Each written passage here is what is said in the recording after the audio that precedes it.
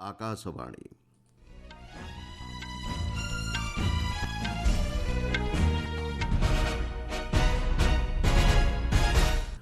संवाद पढ़ुछंती मलय रंजन मिश्र।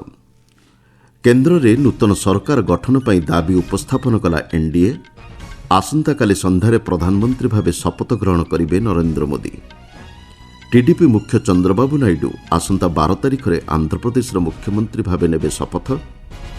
निर्वाचन को सुरुखुर संपन्न करिथिबारु समस्त अधिकारी को कृतज्ञता ज्ञापन कले निर्वाचन कमिशनर राजीव कुमार। एवं आईसीसी टी20 विश्वकप क्रिकेट सीरीज रे न्यूजीलैंड और अफगानिस्तान एवं बांग्लादेश और श्रीलंका मध्य मुकाबिला जारी। वरिष्ठ बीजेपी नेता तथा प्रधानमंत्री नरेंद्र मोदी गत संध्यारे राष्ट्रपति द्रौपदी मुर्मू को साक्षात करी सरकार गठन नहीं दाबी उपस्थापन करिसेंती। आसंता काली संध्यारे राष्ट्रपति भवन में शपथ ग्रहण समारोह अनुष्ठित हेब। राष्ट्रपति श्री मोदी समेत नूतन कैबिनेट सदस्य को पद और गोपनीयतार शपथ पाठ कराइबे।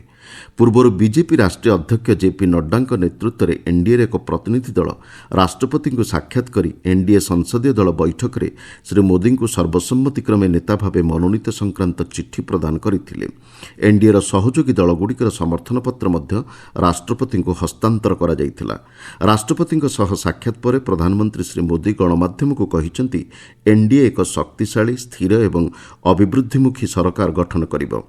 आसंता काली शपथ ग्रहण समारोह पूर्व मंत्रिमंडल सदस्यों तालिका राष्ट्रपति को हस्तांतर करा जिवो बोली से कहिसेंती एनडीए सरकार गठन करिबा नै जनादेश मिलिछि एवं अष्टादश लोकसभा नूतन युवशक्तिर सभा हेब। तांको सरकार देशर जनसाधारण आशा एवं आकांक्षा पूरण करने चेष्टा करिबो बोली से कहिसेंती। से आहुरी कहिसेंती स्थिर सरकार देश एवं यार अर्थनीति और युववर्गों पई कल्याणकारी साब्यस्त हेब। देशरे द्रुत विकास पई तांको सरकार समस्त प्रकार पदक्षेप ग्रहण करिबे बोली से कहिसेंती।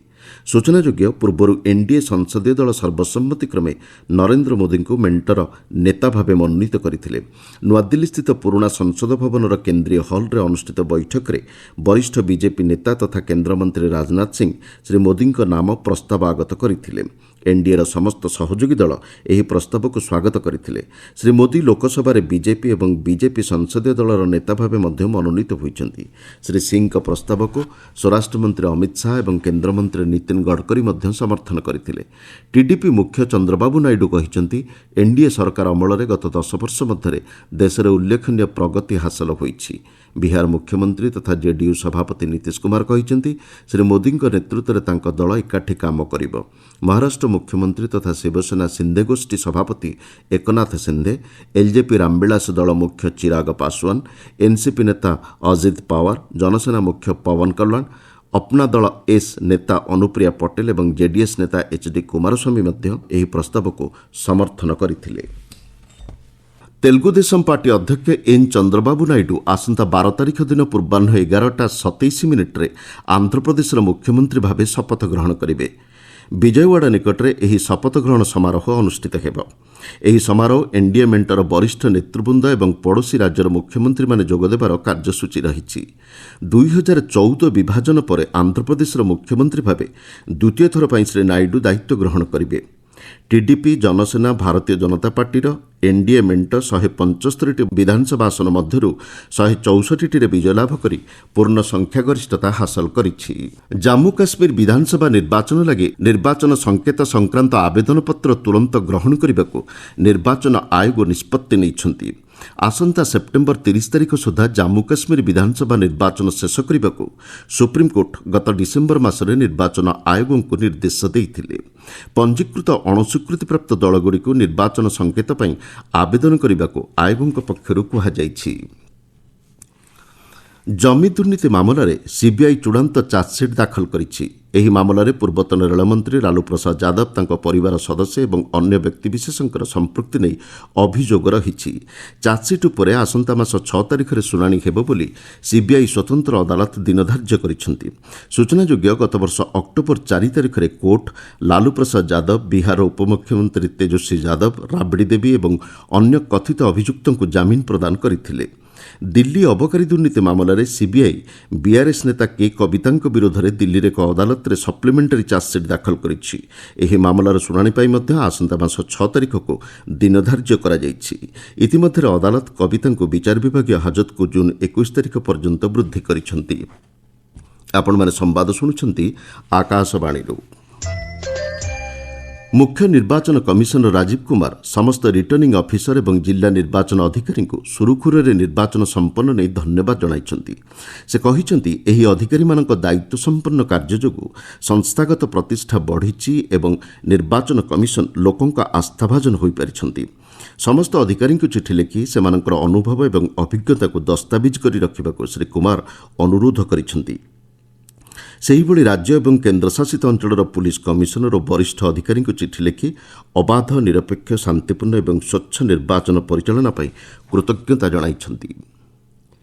ଜାତୀୟ ରାଜପଥ ପ୍ରାଧିକରଣ ଏନ୍ଏଚ୍ଏ ଦେଶରେ ଜିଏନ୍ଏସ୍ଏସ୍ ଆଧାରିତ ବୈଦ୍ୟୁତିକ ଟୋଲ୍ ସଂଗ୍ରହ ବ୍ୟବସ୍ଥା ବିକଶିତ ଏବଂ କାର୍ଯ୍ୟକାରୀ କରିବା ପାଇଁ ଆଗ୍ରହୀ କମ୍ପାନୀଗୁଡ଼ିକଠାରୁ ଟେଣ୍ଡର ଆହ୍ୱାନ କରିଛନ୍ତି। ସାଧାରଣ ଜନତାଙ୍କୁ ନିରବଚ୍ଛିନ୍ନ ଏବଂ ପ୍ରତିବନ୍ଧକ ମୁକ୍ତ ଟୋଲ୍ ପ୍ରଦାନ ବ୍ୟବସ୍ଥା ଯୋଗାଇବା ପାଇଁ ଜିଏନ୍ଏସ୍ଏସ୍ ଆଧାରିତ ବ୍ୟବସ୍ଥାକୁ କାର୍ଯ୍ୟକାରୀ କରିବା ଲକ୍ଷ୍ୟରେ ପ୍ରାଧିକରଣ ପକ୍ଷରୁ ଏହି ପଦକ୍ଷେପ ନିଆଯାଇଛି। ଛତିଶଗଡ଼ର ବସ୍ତର ଡିଭିଜନରେ ଗତକାଲି ଗୁଳି ବିନିମୟରେ 5 ଜଣ ମାଓବାଦୀଙ୍କର ମୃତ୍ୟୁ ହୋଇଛି। ଘଟଣାସ୍ଥଳରୁ ସେମାନଙ୍କର ମୃତଦେହ ଜବତ କରାଯାଇଛି। ପୁଲିସ ସୂତ୍ରରୁ ମିଳିଥିବା ସୂଚନା ଅନୁଯାୟୀ ନାରାୟଣପୁର ଏବଂ ଦନ୍ତେୱାଡ଼ା ସୀମାରେ ଏହି ଗୁଳି ବିନିମୟ ହୋଇଥିଲା। ଗୋବେଲ ଜଙ୍ଗଲରେ ମାଓବାଦୀଙ୍କ ଉପସ୍ଥିତି ନେଇ ସୂଚନା ଆଧାରରେ ଜିଲ୍ଲା ରିଜର୍ଭ ଗାର୍ଡ ଏବଂ ଆଇଟିବିପିର ମିଳିତ ତଲାସୀ ଅଭିଯାନ ବେଳେ ଏହି ଗୁଳି ବିନିମୟ ଘଟିଥିଲା। ମାଓବାଦୀଙ୍କ ଗୁଳିରେ ଡିଆର୍ଜିର 3 ଜଣ ଯବାନ ଆହତ ହୋଇଛନ୍ତି। ରିଜର୍ଭ ବ୍ୟାଙ୍କ ରେପୋ ରେଟ୍ ଅପରିବର୍ତ୍ତିତ ରଖିଛନ୍ତି। ଗତକାଲି ଦ୍ୱିମାସିକ ମୁଦ୍ରାନୀତି ସମୀକ୍ଷା ପରେ ରେପୋ ରେଟ୍ ପୂର୍ବଭଳି 6.5% ରଖାଯାଇଛି।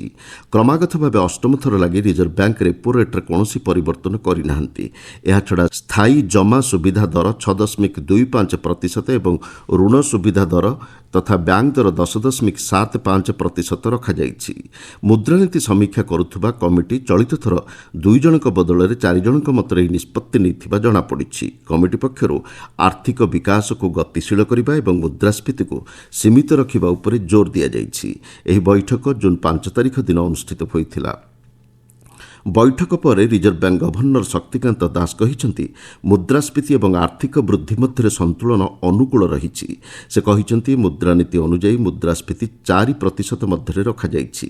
ଆସନ୍ତା ମୌସୁମୀ ଋତୁରେ ଖାଦ୍ୟ ମୁଦ୍ରାସ୍ଫୀତି ଉପରେ କମିଟି ନଜର ରଖିଥିବା ସେ କହିଛନ୍ତି। ଚଳିତ ଆର୍ଥିକ ବର୍ଷ ପାଇଁ ବିକାଶ ଦର 7%ରୁ 7.2% କରାଯାଇଥିବା ସେ କହିଛନ୍ତି। ଟି-20 ବିଶ୍ୱକପ୍ କ୍ରିକେଟ୍ ପ୍ରତିଯୋଗିତାର ଗତକାଲିର ମ୍ୟାଚ୍ରେ କାନାଡା ଆୟାରଲ୍ୟାଣ୍ଡକୁ 12 ରନ୍ରେ ପରାସ୍ତ କରିଛି। ନ୍ୟୁୟର୍କର ନାସାଉ କାଉଣ୍ଟି ଆନ୍ତର୍ଜାତିକ ଷ୍ଟାଡିୟମ୍ଠାରେ ଖେଳାଯାଇଥିବା ଏହି ମ୍ୟାଚ୍ରେ ଆୟାରଲ୍ୟାଣ୍ଡ ଟସ୍ ଜିତି ପ୍ରଥମେ ଫିଲ୍ଡିଂ କରିବାକୁ ନିଷ୍ପତ୍ତି ନେଇଥିଲା। କାନାଡା ନିର୍ଦ୍ଧାରିତ 20 ଓଭରରେ ପ୍ରାରମ୍ଭିକ ବ୍ୟାଟିଂ ବିପର୍ଯ୍ୟୟ ସତ୍ତ୍ୱେ 7 ୱିକେଟ୍ ବିନିମୟରେ 137 ରନ୍ ସଂଗ୍ରହ କରିଥିଲା। 138 ରନ୍ର ବିଜୟ ଲକ୍ଷ୍ୟକୁ ପିଛା କରି ଆୟାରଲ୍ୟାଣ୍ଡ 125 ରନ୍ କରିବାକୁ ସକ୍ଷମ ହୋଇଥିଲା। କ୍ରମାଗତ ଦ୍ୱିତୀୟ ପରାଜୟ ସହ ଆୟାରଲ୍ୟାଣ୍ଡ ସୁପର 8 ପର୍ଯ୍ୟାୟକୁ ଉନ୍ନୀତ ହେବା ଆଶା ମଉଳି ଯାଇଛି। ବର୍ତ୍ତମାନ ନ୍ୟୁଜିଲାଣ୍ଡ ଏବଂ ଆଫଗାନିସ୍ତାନ ମଧ୍ୟରେ ମ୍ୟାଚ୍ ଚାଲିଛି। ଟସ୍ ଜିତି ନ୍ୟୁଜିଲାଣ୍ଡ ଆଫଗାନିସ୍ତାନକୁ ବ୍ୟାଟିଂ କରିବାକୁ ଆମନ୍ତ୍ରଣ କରିଥିଲା। ନିର୍ଦ୍ଧାରିତ 20 ଓଭରରେ 6 ୱିକେଟ୍ ହରାଇ ଆଫଗାନିସ୍ତାନ 159 ରନ୍ ସଂଗ୍ରହ କରିଛି। ସମ୍ବାଦ ପ୍ରସ୍ତୁତ ହେବା ବେଳକୁ ନ୍ୟୁଜିଲାଣ୍ଡ 160 ରନ୍ ବିଜୟ ଲକ୍ଷ୍ୟକୁ ପିଛା କରି 3 ଓଭର ଶେଷ ସୁଦ୍ଧା ଗୋଟିଏ ୱିକେଟ୍ ବିନିମୟରେ 18 ରନ୍ ସଂଗ୍ରହ କରିଥିଲା। ସେହିଭଳି ଅନ୍ୟ ଏକ ମ୍ୟାଚ୍ରେ ବାଂଲାଦେଶ ଟସ୍ ଜିତି ବୋଲିଂ କରିବାକୁ ନିଷ୍ପତ୍ତି ନେଇଛି। ସମ୍ବାଦ ପ୍ରସ୍ତୁତ ହେବା ବେଳକୁ ଶ୍ରୀଲଙ୍କା 14 ଓଭରରେ 3 ୱିକେଟ୍ ବିନିମୟରେ 98 ରନ୍ ସଂଗ୍ରହ କରିଥିଲା। ମୁଖ୍ୟ ସମ୍ବାଦଗୁଡ଼ିକ ପୁଣି ଥରେ। କେନ୍ଦ୍ରରେ ନୂତନ ସରକାର ଗଠନ ପାଇଁ ଦାବି ଉପସ୍ଥାପନ କଲା ଏନ୍ଡିଏ। ଆସନ୍ତାକାଲି ସନ୍ଧ୍ୟାରେ ପ୍ରଧାନମନ୍ତ୍ରୀ ଭାବେ ଶପଥ ଗ୍ରହଣ କରିବେ ନରେନ୍ଦ୍ର ମୋଦି। ଟିଡିପି ମୁଖ୍ୟ ଚନ୍ଦ୍ରବାବୁ ନାଇଡୁ ଆସନ୍ତା 12 ତାରିଖରେ ଆନ୍ଧ୍ରପ୍ରଦେଶର ମୁଖ୍ୟମନ୍ତ୍ରୀ ଭାବେ ନେବେ ଶପଥ। ନିର୍ବାଚନକୁ ସୁରୁଖୁରୁରେ ସମ୍ପନ୍ନ କରିଥିବାରୁ ସମସ୍ତ ଅଧିକାରୀଙ୍କୁ କୃତଜ୍ଞତା ଜ୍ଞାପନ କଲେ ନିର୍ବାଚନ କମିଶନର ରାଜୀବ କୁମାର ଏବଂ ଆଇସିସି ଟି-20 ବିଶ୍ୱକପ୍ କ୍ରିକେଟ୍ ସିରିଜ୍ରେ ନ୍ୟୁଜିଲାଣ୍ଡ ଓ ଆଫଗାନିସ୍ତାନ ଏବଂ ବାଂଲାଦେଶ ଓ ଶ୍ରୀଲଙ୍କା ମଧ୍ୟରେ ମୁକାବିଲା ଜାରି। ସମ୍ବାଦ ଶେଷ ହେଲା।